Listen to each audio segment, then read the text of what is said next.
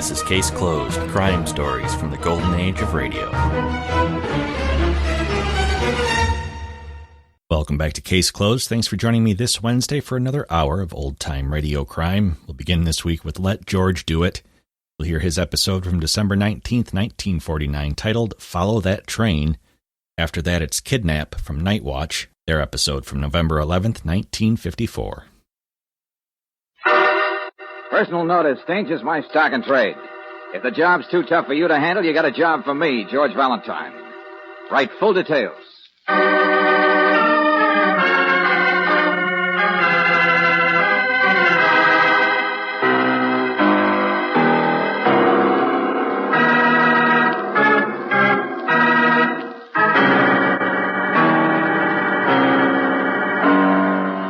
Standard Oil Company of California, on behalf of independent Chevron gas stations and standard stations throughout the West, invites you to Let George Do It.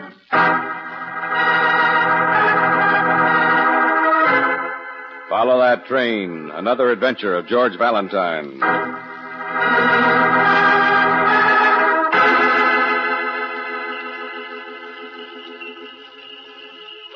Dear Mr. Valentine, I need your help.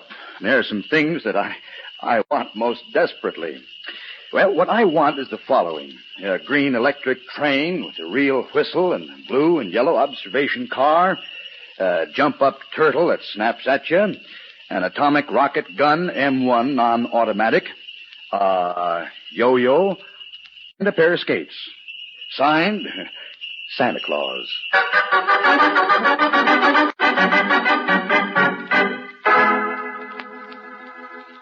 Oh, now, wait a minute. What kind of a That's gag? the way the letter is signed, George. I suppose it's postmarked North Pole. Uh-huh. What? Well, I mean, the letter is. Inside, it's engraved with a picture of the North Pole and...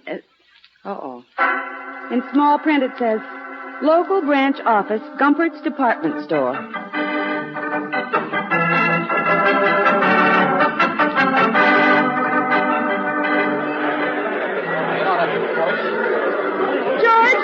Well, I'm right here. Oh, those shoppers. There must be millions of them. Hang on to me now. Oh, watch the umbrella, lady. Oh, come on. Let's get out of here, Angel. It was nothing but a gag, the whole thing. Letter from Santa Claus. Publicity stunt, Oh, maybe. that's my foot you're walking on, Bud. Okay, Buster, but get those packages out of my... Hey! Riley! Well, hello, Miss Brooks. Merry Christmas. Why are you here, Lieutenant, buying stockings for your wife? Handkerchiefs this year. No, it's the policeman's charity down at the orphanage. Say, you coming? Yeah, I guess so. Oh, some of the stuff turned over to us was broken. Gotta get a new motor on this thing, see? You mean people give toys for charity that aren't any good? Well, I grant you this item was, well, you see, me and some of the boys were playing with it down at the office, and it broke. Hey, wait a minute. Electric train motor, isn't it? Yeah, and it's got the slickest blue and yellow observation car you ever saw. It's still on my desk. Sergeant Del Valle is fixing the wheel. Yeah, let me see the rest of that package. Huh? This Hey, wait a minute, stuff all you missed the comes together, wrappings. How should I Hey, know? who sent it? Oh, it's just a box of new presents, that's all. Somebody just dumped it off at headquarters. It's nice stuff. George, the electric train. Huh? Jump-up thing that's dressed like a turtle. Yeah. What? Atomic rocket gun, yo-yo, and a pair of skates. Yes, Angel, exactly the present Santa Claus wants. Exactly the things in the letter.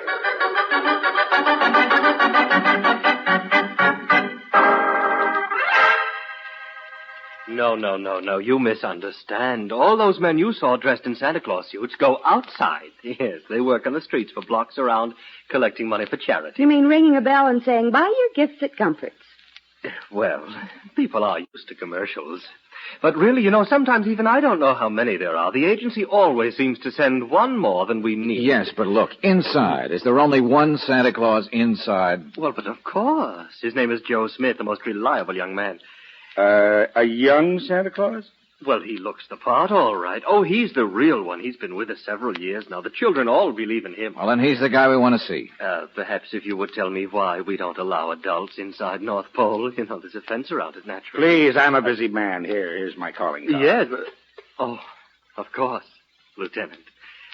It's easier if you slip through the credit department here. This side door. Watch your step. That's supposed to be an ice floor. All right. I'll get the answer to this for you, Valentine. There's nothing to it. I'll just open the... What the... All right, Come on, follow. Oh, North Pole. We couldn't get in there today. Well, I guess maybe we'd better shut the door. Valentine, maybe we gotta forget. Riley, let me have that package, will you? Huh? And you, where does this Joe Smith eat his lunch? Why, he eats at home, I believe. Uh-huh. And his address is 17 West Federal. That's near here. It's one of the side streets. Okay, thanks. Valentine, wait a minute. Those presents are for Riley, what would you do if you got a letter from Santa Claus? Well, I'll grant you I'm still curious myself, but... Okay, you can have your electric train after lunch. Huh? Now, maybe this is crazy, but I don't want anybody disappointed at Christmas time. Especially St. Nick.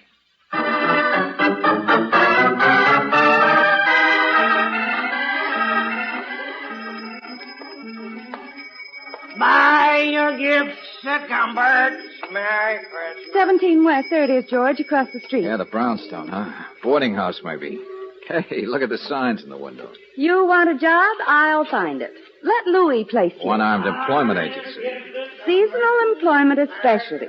George, maybe it's the place that hires all the Santa Clauses. Yeah, maybe. Only the guy said that's where Joe Smith lives. So, let's get across here, Angel. All right. It's all right, I got the package. Buy your gifts at... Hey, look out for that taxi man.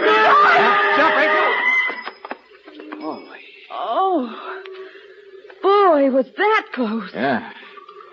Well, thanks for the warning, Santa. Buy your gifts. Darling, look, the driver stopped. Why don't you watch where you jaywalk, Mac? Now, look, Buster, you might watch where you drive for a change. Oh, yeah, I seen you start gazing at the sun. Maybe it'll help you to get bumped once or twice. Vice versa, Buster. I can oblige you. Yeah, you and who else? Show him, boy. George, look out!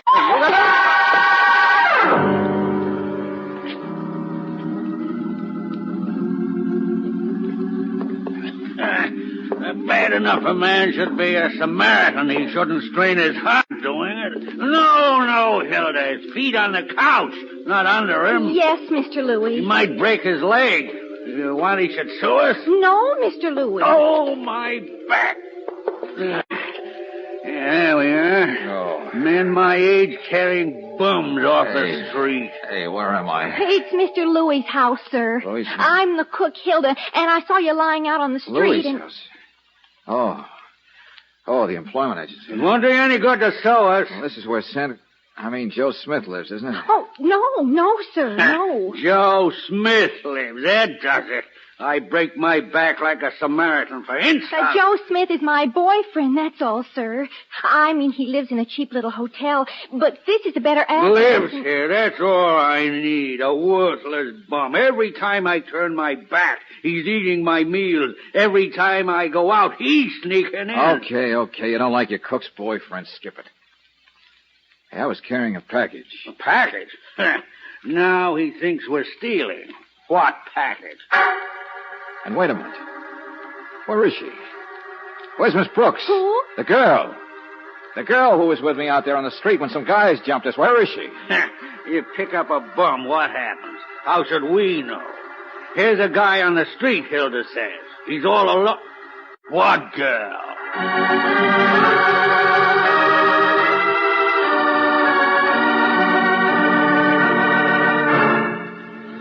So she's disappeared. Maybe even kidnapped. I'm just as worried as you are. Only will you please... Those guys jumped us. She's not maybe kidnapped, Riley. I've got every man on the force searching for her. What else can I do? Now, look, if you could only remember... I don't know what they look like. Just a taxi driver. Some guys that happened too fast. Wait, what about that Santa Claus? You said saved you from getting run over. No, he was way across the street. Oh, yeah? Well, listen, I had a man check the people on the street, and he says there wasn't any Santa Claus there at all on the street. Okay, it's a riddle. I don't care. All I want is to find Brooksy. Valentine, will you please let us do the job we can do best? Will you please stay with that electric train and... Riley, you can take that electric train, and you know what you... Look, get smart, will you? It was stolen from you. That's why you were attacked. Only listen. Were the wires made of platinum? Was there a crown jewel in the headlights smuggled dope on the yo-yo? No. Me and the boys took every one of those toys apart down here at the office. They were just toys, that's all. Toys worth no more than $50. Okay, well, you figure it. Okay, Riley. Gee, Mr. Valentine, I know how you feel. Me and Joe love each other so much, only we can't get married. He only works part-time, driving fruit trucks in the summer and being Santa in the winter. Mr. Louis won't pay me enough to support both of us. It's no fun being apart. Hilda, let's talk about something else. The only times I see him is when the boss is out. But gee, if a person thought you would never see the other person again. Hilda, would you please... Please answer the door. That might be Joe. Coast clear, honey? Uh-huh. Oh, Hilda, baby, Merry Christmas. Joe, show your whiskers. All right. Break it up. I'm George Valentine. Oh, well, how are you, Mr. Valentine? Say, isn't this a swell day, though? Yeah, sure. Now, you're the one who wrote me that letter. Why? Huh? Why did you write it? Santa Claus wants presents. What's the gag? Why those special toys you listed? Oh, it's no gag. They were stolen. Stolen? From the North Pole, I mean, yesterday. Go on. Well, it all started yesterday, Mr. Valentine. A guy I used to know once bumped into me on my way to work. Mo Dickerson. He asked me could he take my place today as Santa Claus and wear my stuff. What, Joe? No, take it easy, honey. Of course, I said no. I thought it was just a rib. Until last night, I saw some of my toys were missing. And then I get a phone call saying unless I let Mo do what he asked, those toys wouldn't be returned. What's so important about that? Well, if they weren't returned, I'd be in trouble. I'm responsible. Nobody's allowed in the North Pole except me and the kids. Not even store help. Oh, no, I'd be in trouble. Uh-huh. It was Mo's way of pressuring you into doing what he wanted. Only I wonder why he wanted to play Santa. And, Joe, if people can't get in there, how did he steal the toys? Gosh, I don't know. I don't know any of those things. I got the kids to think about, Mr. Valentine, and I wanted you to figure out... You don't know where Mo lives either, do you? No, I'm sorry. He's a skinny guy with a sort of a nosy voice, brown hair and a mole on his ear. Wait a minute. Eyebrows go up, little scar on his cheek? Yeah, that's right. He drives a taxi sometimes. Say, do you know him? Sure, I met that guy, and I'd like to meet him again. When was this changeover of his supposed to take place? Today, after lunch. Okay, you're going to make that changeover, Joe. Only with me.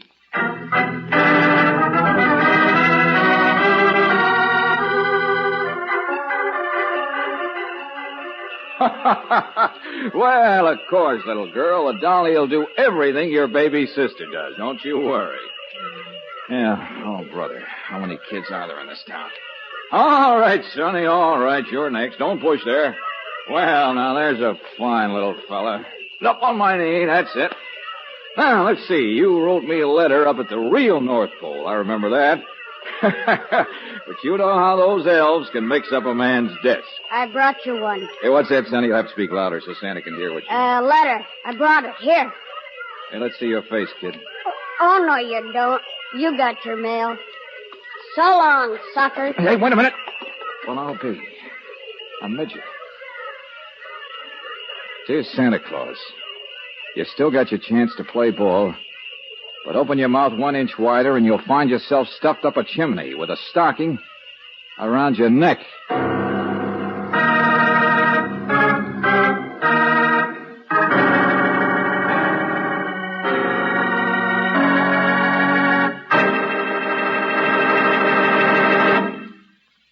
We'll return to tonight's adventure of George Valentine in just a moment.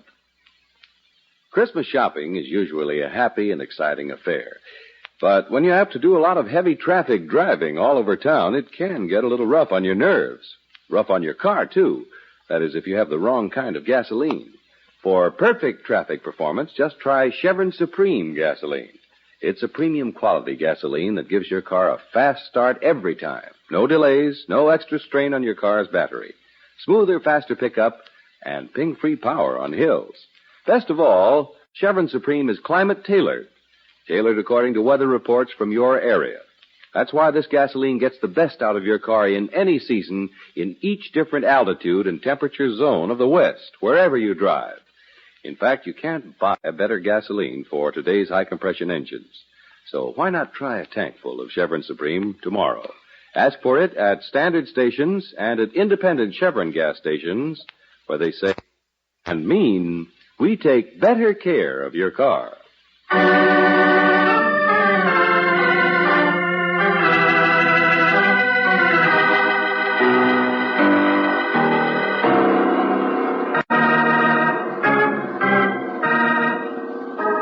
now back to tonight's adventure of George Valentine. You receive a letter for help from Santa Claus. For a while, you even play Santa at the North Pole, local branch office, Gumpert's department store. But in the meantime, your assistant, Claire Brooks, has disappeared. She was kidnapped, and so far, the police haven't located either her or the man who was there at the time, Mo Dickerson. All this and a midget, and a note threatening murder just because of a missing electric train, a few other inexpensive toys. Even if your name is George Valentine, you're thoroughly and completely stumped. But I don't know whose writing it is, Mr. Valentine. Well, it's addressed to you, isn't it, Joe? It says Santa Claus. And the midget couldn't have known it was Valentine under that makeup. Hey, you jiggle the mirror. Oh. Burglar alarms, fire alarms, sewer pipes, wires. Is this the best Gumperts can give you for a dressing room? Well, the basement's better than a restroom. Oh. At least the other employees don't pull your beard all through a 10-minute break. Runner. Now, look, Joe, all I want to know Mr. Valentine, is... of course the note was meant for me. Oh, would you give me those boots and the bell over there? If there's any danger in being Santa Claus, I'll take it. Oh, thanks. I'm not afraid of those guys. But what guys? I tell you, I don't know. Now, listen, fat boy, somebody's in danger. Oh, Mr. Valentine, I'm sorry about her. I do wish I could help. I know how I'd feel if Hilda were. Oh, save the sympathy. Now, that note said, open your mouth 1 inch wider and you'll find yourself stuffed up the chimney. Okay, let's have that inch. No. Well, I mean, I told you what I can about Mo Dickerson. I did. Joe, it's about you. That's what you're not telling. Look, I've been doing all right for years, you see. It's only happened once, and it was a mistake. I'm honest. I drive trucks, and it's hard to get jobs sometimes. But I like kids, and I'm in love with a girl. I'm making a life for myself. Joe, what was it? That once. Jail. That's why I'm always so afraid of anything questionable happening again. Jail for what, Joe? Stealing. That's it. That's all there is to tell. Uh-huh. I hope the kids don't pummel you like they did me. I don't mind. I like the job. Valentine, wait a minute. Where are you going? To catch a thief who could have stolen an electric train. A small thief, Riley. A midget.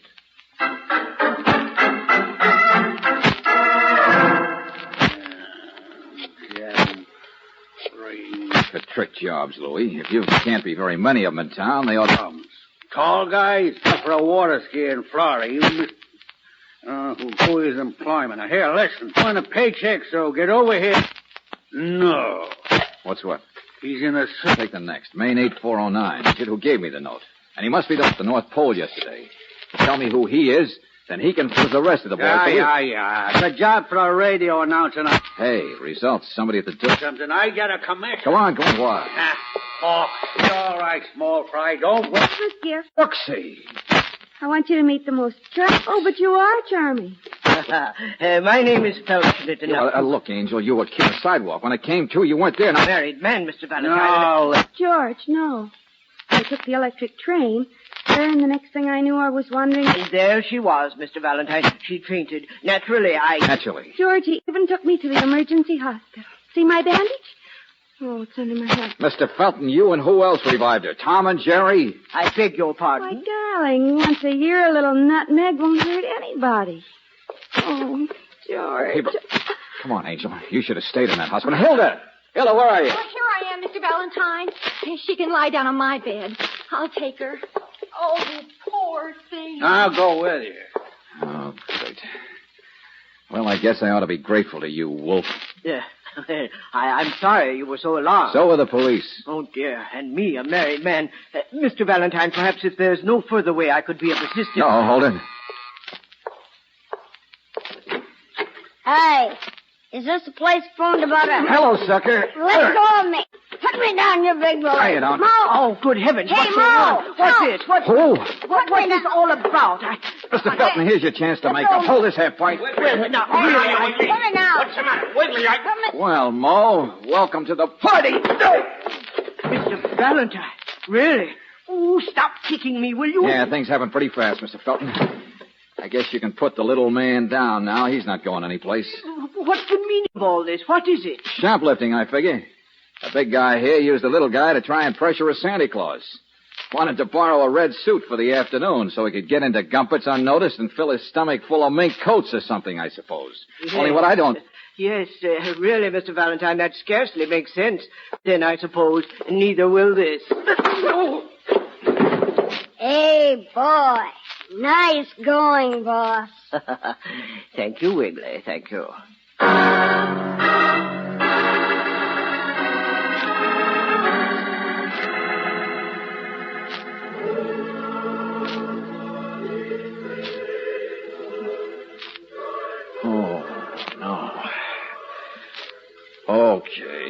Okay, so I am a sucker. What are you going to do about it, Mr. Felton? Yes, and why do you need me? I should be cooking supper or be upstairs in Miss Brooks. Oh, stop sniveling, Hilda. They're not going to hurt us. Bombs, that's all. Of course, no one will be hurt. No, we don't hurt people. Ha ha. Ha. Quite a convention you got on your hands, Felton. 7:53, boss. Plenty of time, Mo. Relax, Wiggly. Listen to the music. Yeah, you're a big wheel, Felton. That's where I went wrong, figuring it was just shoplifting, isn't it? Just shoplifting would scarcely make sense with all the effort you guys put out over that electric train. I assumed you'd come to your senses, Valentine. Naturally, I had to detain you. I could fix it so he loses those senses again, boss. Don't be so anxious, Mo. But you did want to play Santa Claus. And you keep watching the clock. Something's slated for tonight, isn't it? Sure, that's it. At closing time, the guy playing Santa Claus will go down to the basement to take off his makeup. He'll be there late. And the burglar alarm wires are down there. Boss, he talks too much. Buy your gifts at Gumpert's. That place must take in close to $100,000 a day this time of year and can't bank till next morning. Well, you've got a big organization, all right. The man inside the basement blocks the alarm system. The rest of the team goes to work. It's robbery. Big-time organized robbery. I know it. Bums, that's all they are. Oh, shut up, Louie. You're in it yourself. What's that? Yeah, you guys sit around acting like you don't know each other. Well, who hires people? Who knew about that basement dressing room? And why do you think I wanted you to phone Midgets today?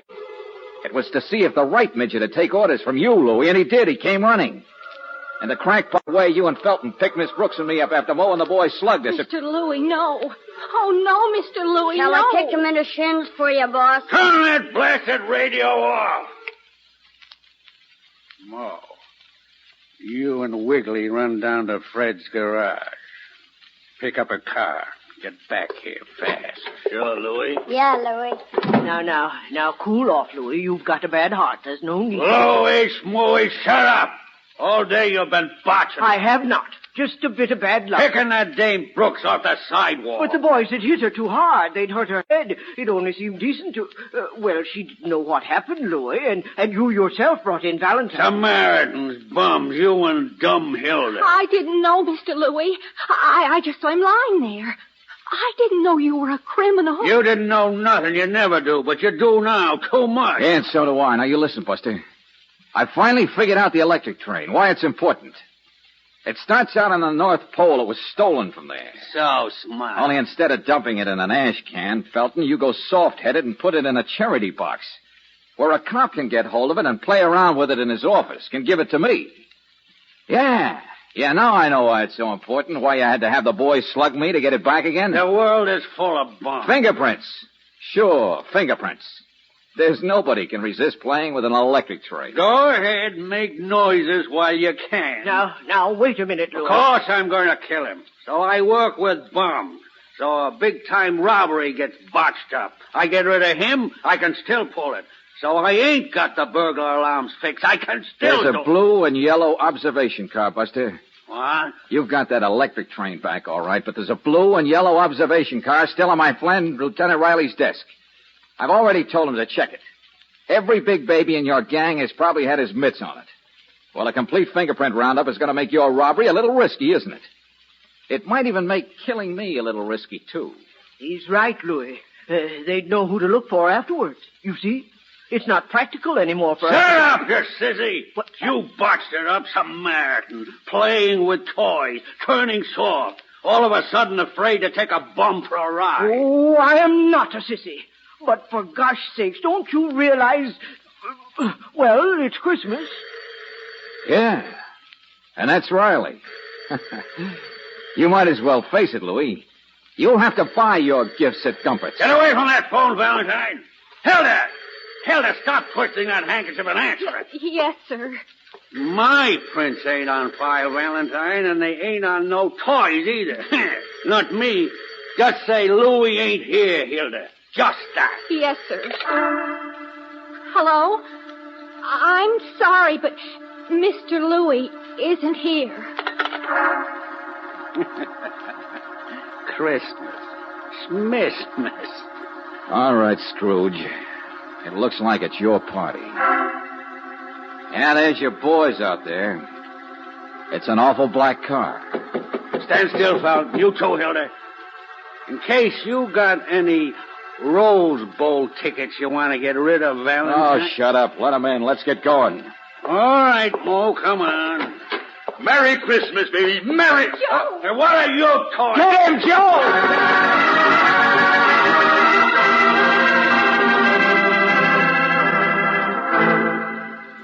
Gee, Mr. Valentine, you knew all the time it would be me on that telephone. Boy, I came tearing. Well, the only times I can see her are when she tells me that old bum Louie isn't there. Oh, it's lucky that other Santa Claus told me to phone the minute I got off work.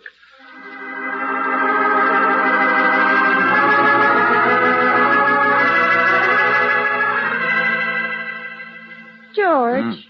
George, at least you'll admit it was lucky that Joe should telephone the minute he got off work at 8 o'clock. Well, I hope that was Joe on the phone. That's why I tried to keep Louie mad. Keep him from looking out the window to see who was really coming. Oh. But what about that other time when the Santa Claus practically saved our lives? When that taxi almost ran us down. Yeah, the one who warned us. Lieutenant Riley said there wasn't a Santa Claus on that street. Uh-huh. And in the store, who suggested Joe telephone? There isn't any other Santa Claus inside the store. It's only outside. George, who was it? Well, what's the matter with you, Angel? Don't you believe in Santa Claus?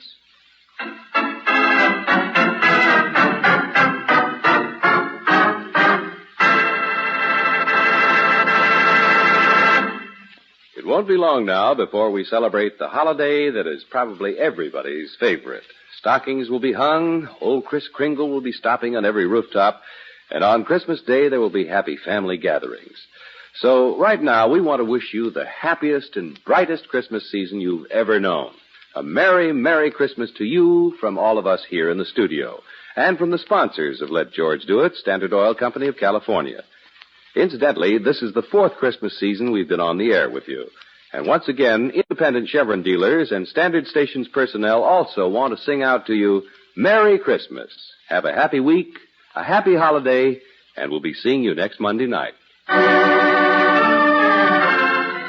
Tonight's adventure of George Valentine has been brought to you by Standard Oil Company of California on behalf of independent Chevron gas stations and Standard stations throughout the West.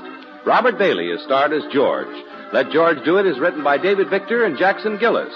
Virginia Gregg appeared as Brooksy, Wally Mayer as Lieutenant Riley.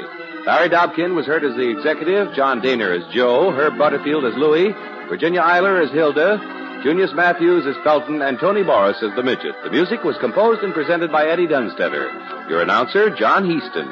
Listen again next week, same time, same station, to Let George Do It. This is the Mutual Don Lee Broadcasting System.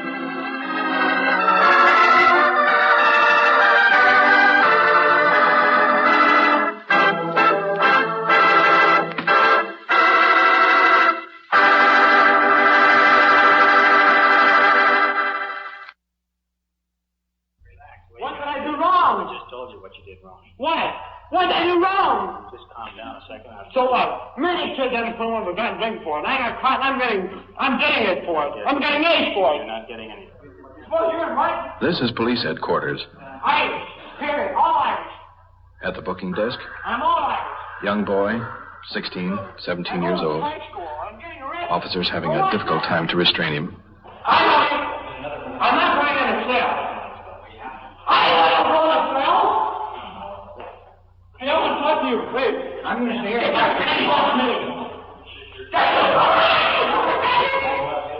Come on, Burke, can you hear me? Yeah.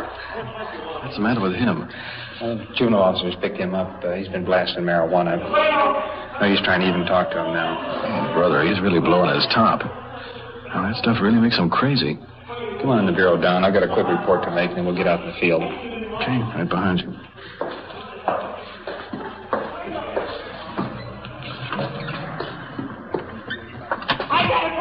This is Don Reed, a police recorder.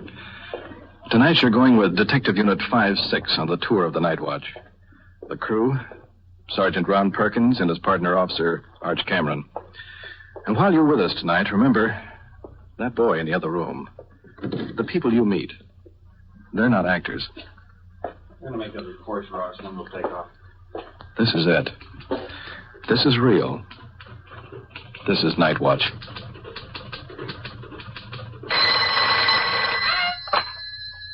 Sergeant Perkins. Sergeant, are you busy? No, what do you got? We've got a woman out here. She said her baby's been stolen. Oh? I'll bring her right in. Right. Don, you better stick around. Might have a kidnapping.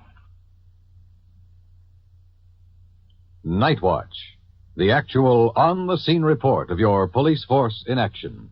There are no actors. There is no script. Every voice, every sound is authentic. The investigations are recorded as they actually occur. Night Watch, presented with the cooperation of the Police Department of Culver City, California, W.N. Hildebrand, Chief. We switch you now back to police headquarters and to police recorder Don Reed. Coming in the office, Detective Sergeant Perkins. the woman who claims somebody has stolen her baby. Detective Ross. How do you do? Police on Kingston.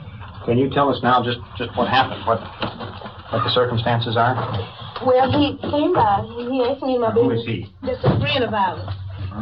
I've known him quite a while. All right. And what happened? Okay, he asked us would we go with him to take some people to Santa Monica to the beach. And I told him yes, just me and my baby. How old is your baby? My baby's 1 year and 6 months old. All right. Today. So coming on back, he said, you come anyway. You didn't have to come. I said, well, you can put me out right here.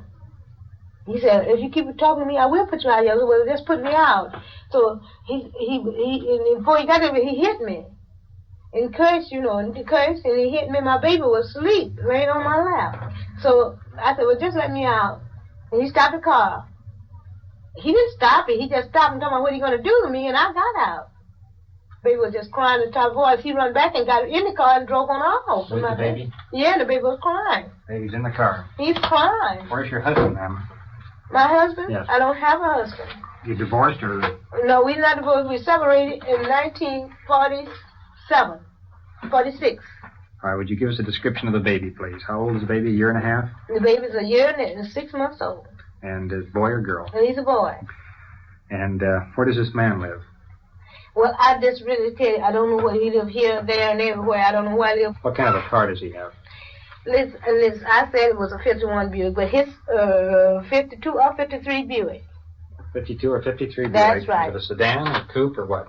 I tell you, it's a sedan, but it's not a four-door. It's a two-door sedan. That's right. What color is it? It's blue. Light or dark? Well, I would say it's not too dark and it's not too light. Kind of a medium shade of blue. That's right. It's all one color, not two-tone. That's no. Now, how old a man is this man? This man is about 50 years old, or 51 or 52 years old, but he goes for 43. He looks about... Last time he got arrested, they told me in Boyle Heights that he was 43. He has been arrested before? Yeah, oh yeah. Do you have any idea where he might go with the baby now? No, I don't. When you got out of the car, the baby was still in the car. Sure, he was still in and crying. What's his mental condition? Is he mentally all right? Does he have... In other words, is he normal up here? Well, he's supposed to be, but he drinks heavy. Was he drinking today? Yeah. What are you going to do with my baby? I don't know. Do you believe that it might be just a mistake that he forgot that the baby was there in the car? How could he forget when the baby was hollering? It's a good question. He didn't forget.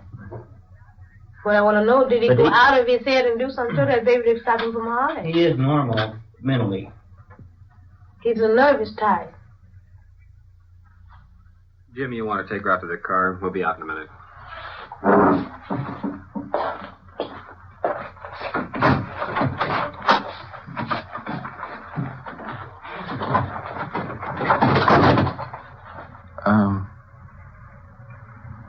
What do you make of this deal? I don't know, Don. She's not reacting like a mother should that's lost her baby. No. Of course, it might be because she's been drinking. Oh, he's been drinking pretty good, too, has he? Yeah, that makes me think the baby's in real danger. Of course, he's got a police record. Let's check R&I and see if we can get his last known address. R&I, please. Well, somewhere in the back of a car we have a baby that's missing. It may be well taken care of, and it may not. Regardless, we have to find him.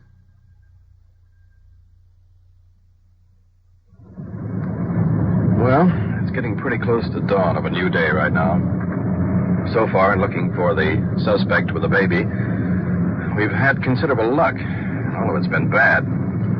It seems he's never living or staying anywhere over a night or two. Consequently, we got his last known address from the Record Bureau and have trailed him from rooming house to motel, back to rooming house. So far, it seems we've covered about half the distance of Los Angeles County. However, at the last place, we did pick up the suspect's mother's address, and we're en route to that location right now. The mother of the child has been riding in the back seat with us all night. Should be within a few houses. It's pitch dark, no street lights. Flashlights on the curb numbers. Now, this is it. Here we are.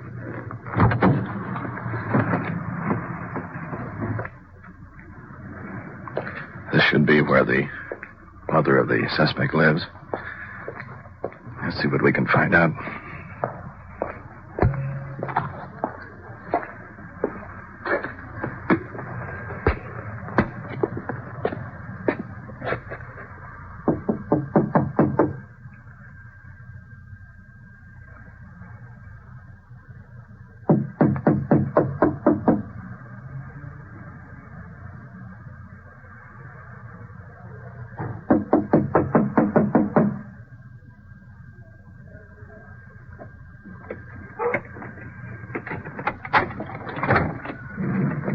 Hello. Can you tell us where your son lives? No, I sure don't know. You have any idea? No, I don't. Well, it's very important we get in touch with him. Do you know how we can reach him? I don't know. I don't even know where he's staying, no phone number or nothing.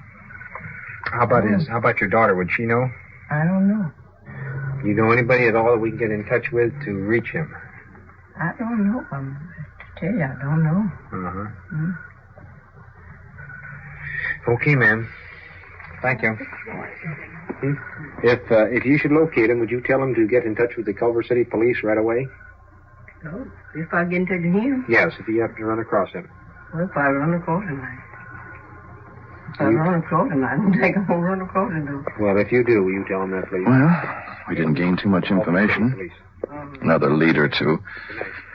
We'll keep right on hammering them out. Getting back to our car. Keep right on checking out more addresses. It's getting very late now. Out toward the east. Almost the first light of dawn. Mother of the baby waiting in the back seat. Anxious to see if we have any news.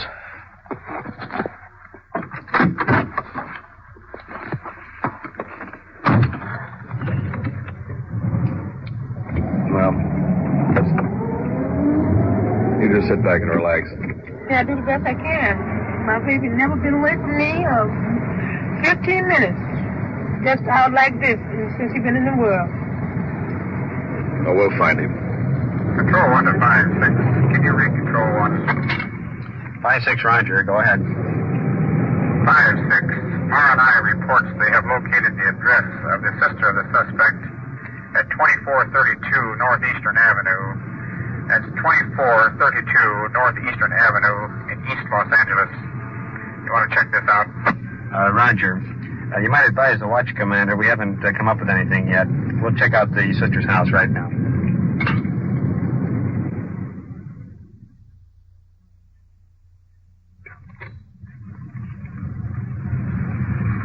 We've swung clear over to East Los Angeles now. We made good time. Nobody but a couple of milkmen on the streets this time of the morning. Just located the house where the sister of the suspect lives. Turning around now to park out in front.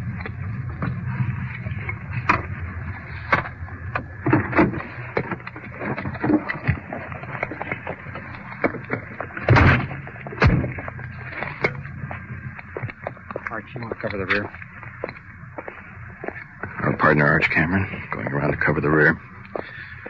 Sergeant Perkins, mother of the youngster. 3 of us going up the front door.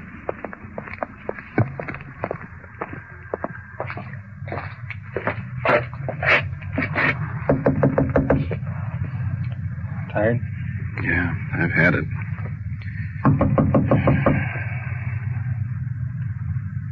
Well, there goes the light on. I guess we got somebody out. Hello, police officers.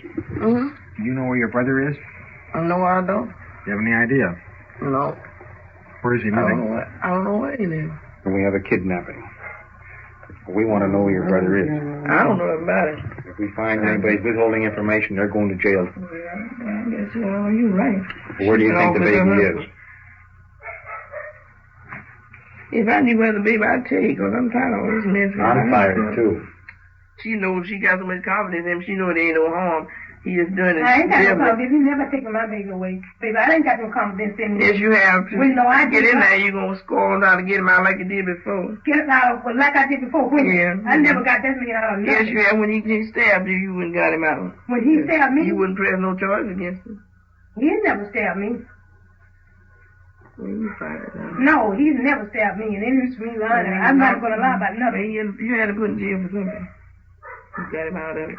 I ain't got him out of anything. He got drunk the last time he was Yeah, but I'm talking about the baby, but I don't know where the baby is. That's right. And I don't trust my baby. But you was in the car with him? Yes, I was in the car with him, but why I get out the car? Look. Time is wasting. But you know what, Emma, his wife, that's what I believe my baby. Oh, your baby is. Where's his wife? I don't know where she is. She knows, she's just not telling you. She knows where she lives. Let me explain something to you. I want so we understand each other. I know that if I withhold anything, I'm just as guilty as he is. Got no place very fast there. You want to get in the back seat? Sergeant Perkins putting the mother of the missing boy in the car.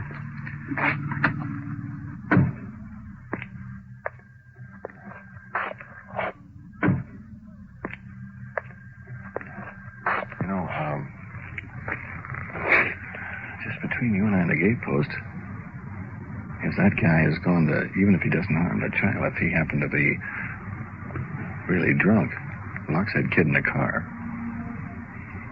That's what I'm afraid of. Well, the window's sealed. Baby will be all right till it starts getting hot. Yeah. It's going to start getting light very shortly. Well? Where's my partner?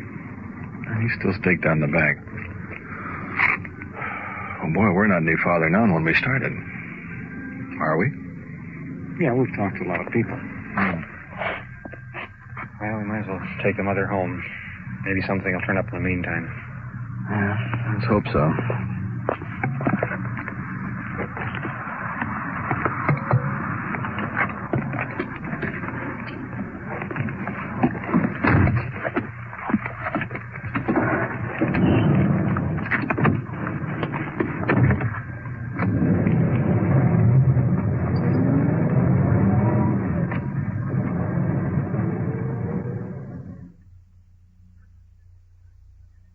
You are listening to Night Watch and following the activities of a detective unit on its tour of duty. Remember, the people and sounds you are hearing are real, and the investigations are recorded in the field as they actually occur. We'll bring you the final results of tonight's action at the conclusion of Night Watch. Now, right now is the time to sit down and write that letter to that serviceman you know. Letters from home and friends to servicemen are important, vitally important as a morale factor to the men overseas. This is particularly true in isolated installations where the arrival of mail is one of the very few daily diversions. While we are providing American servicemen overseas with the finest weapons and equipment in the world, the spirit of each man is based on his morale, and his morale is based in large on the letters he gets from home. Let us never give the men in our armed forces the impression they are being forgotten, that we're too busy to sit down for 5 or 10 minutes and write. Don't just write a letter to a serviceman. Write to the one you know personally. that letter will really mean something because it'll be a tie with the folks back home. So write a letter to a relative or friend overseas in the armed forces. Think of him and put some of those warm thoughts down on paper. He'll appreciate it, and you'll feel better for having written. And now we switch you to Detective Unit 5-6, somewhere in the field, and your police recorder, Don Reed.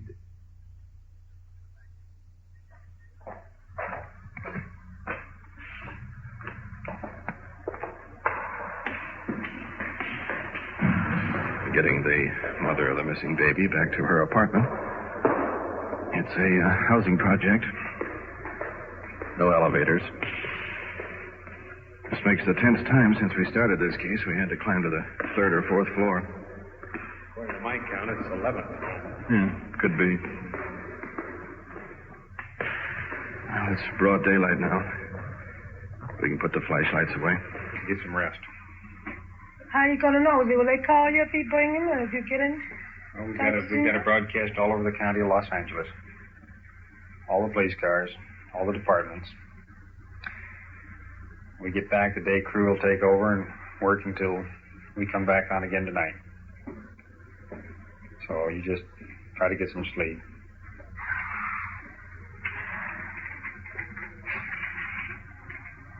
Okay? I do the best I can, but you don't believe if you did anything to the baby, huh? No, I don't think so. Why? He wouldn't want to do it. Why would he want to do it? Hurt the baby. I don't think he's hurt the baby. I don't think you have to worry about that. Look, you've been up all night.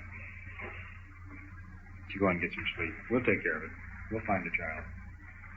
And bring this baby to me, so let me know where to get him. We'll let you know just as soon as we find him. Okay? Okay, I'll do the best I can, man. Goodbye.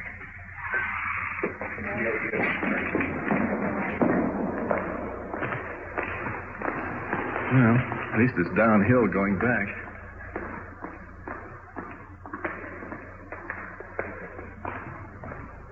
I wish I could believe what I told that woman.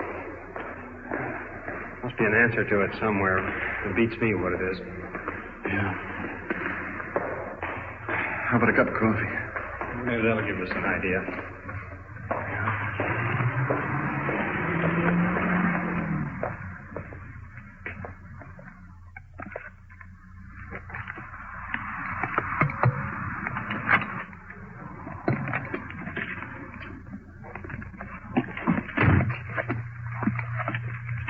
Control 1 to 5-6, code 1.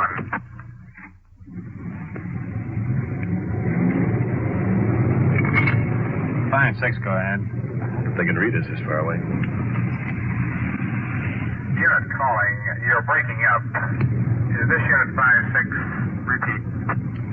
Roger, go ahead. 5-6. We have been trying to reach you. Your suspect wanted for possible child kidnap has been picked up by LAPD and is now in custody at the Hollenbeck station. Sergeant Ward is en route and requests you meet him there. 5-6, is the baby in custody also? 5-6. We do not have that information at present. 5-6, Roger. Now we're making some progress. How about the mother? Should we tell her? Well, right now we don't know what to tell her. Let's get over to L.A. and check this thing out.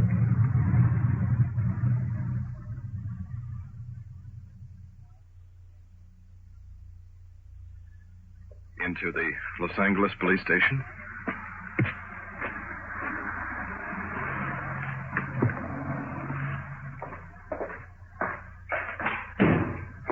There's high ceilings.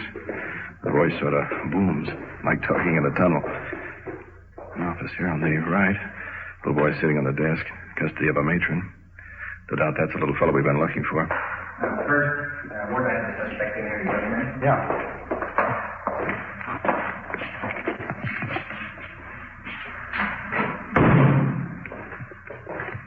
Sergeant Ward and Detective Walter leaning on the desk talking to the suspect. He's elderly, gray-haired. A kind expression on his face that matches.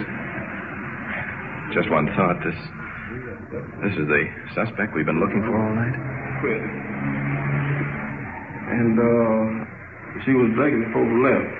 We bought more drinks. All right, so she started an argument with me, and she started cussing in the car on the way back home now, on Slauson.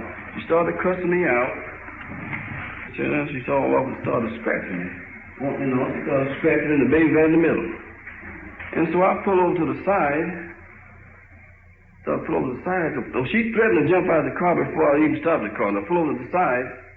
And when I pulled over to the side to stop the car, while she was fighting me, then she got out of the car and started going to some people's residence to use a phone. You see? For what reason, I don't know. She's just drunk. She's crazy when she's drunk. So I went on back and got this baby, and then brought him down here to the police station here. You see, the reason I didn't want to take him to the police station last night was this. I knew she was drunk, and the minute they find her in the condition she was in, see, they're going to take that baby away from her. See, I know that. In fact, over here, the baby should be taken away from her. That's the truth. I'll tell you what you do. If I'm lying, I hope God may paralyze me. You can go to her, take me to her house right now. She didn't have nothing to eat. I got fish there for her, chickens for her in her icebox, and bought bread and gave her money. And I got a pocketbook out there. She didn't have no money, and I gave her $1, and the $1 still in the pocketbook. But the woman is absolutely empty when she gets drinking. She's the best woman in the world when she's not drinking. I pushed her away from me when I was trying to stop the car. And I noticed that when I pushed her, you know, she's treacherous, very treacherous when she gets to drinking. She gets drunk, you understand? I got a witness where she have thrown that baby on the floor, and people will testify to that, where the baby, they were so afraid the baby, she's going to kill that baby, they want to turn her up themselves. Did you have any intention of keeping the baby away from her? Oh, no, it's not my baby. No, it's not my baby. No, I should say not. Did you make any attempt to contact the Culver City Police Department? I sure didn't, because I didn't even know what location I was in. But the reason I didn't see outside a minute. Okay. I don't think that we've got anything on this fellow to book him on. There's no intent and apparently no motive on it. I think that this probably accounts for the strange reaction the mother's had several times. I'm with you, Bert. Well, look, let's take the child back to its mother and take this fellow with us and let him explain it to her. Good deal.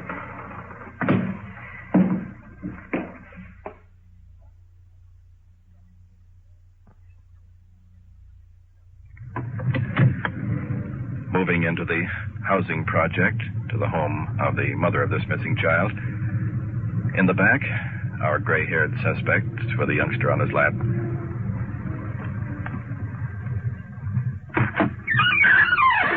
The mother spotted us coming down the stairs. Kids playing baseball out here in the yard.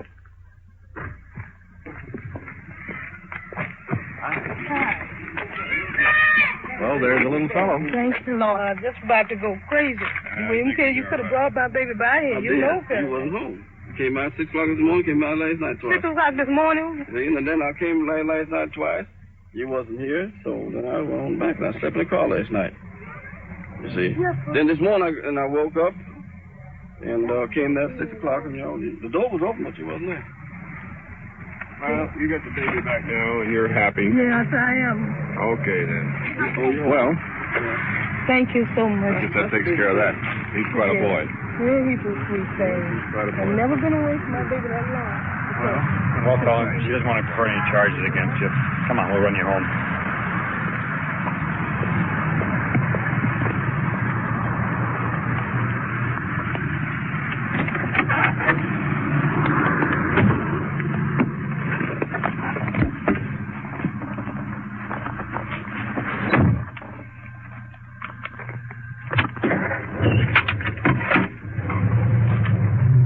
It didn't turn out the way we expected. Yeah. But we were right about one thing. What's that? Sure going to be a hot day.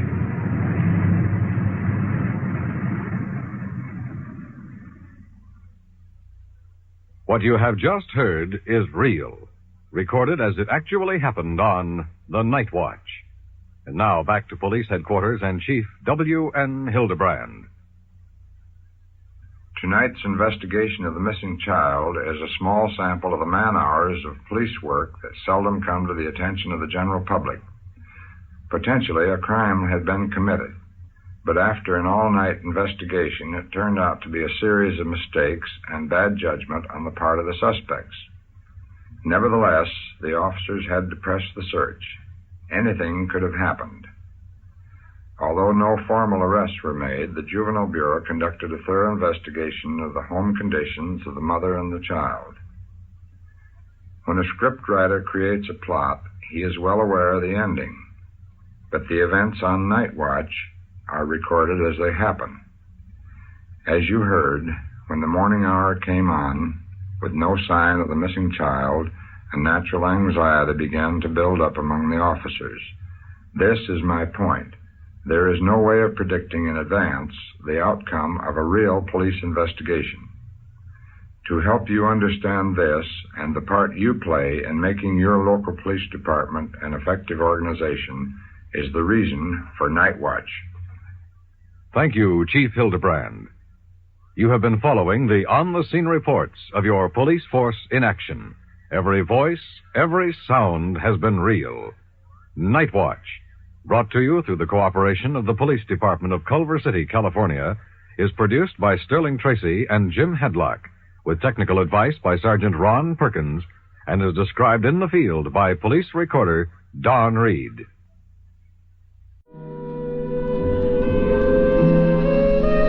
This has been Case Closed. I hope you enjoyed today's show. You can find more from Night Watch, Let George Do It, past episodes of Case Closed, thousands of other old-time radio episodes, and everything else Relic Radio, all at the website, relicradio.com. If you'd like to help support this and all of the shows, help keep them coming every week, you can do so through the website or visit donate.relicradio.com. Your support makes it all happen. To those who have helped out, thanks for joining me today.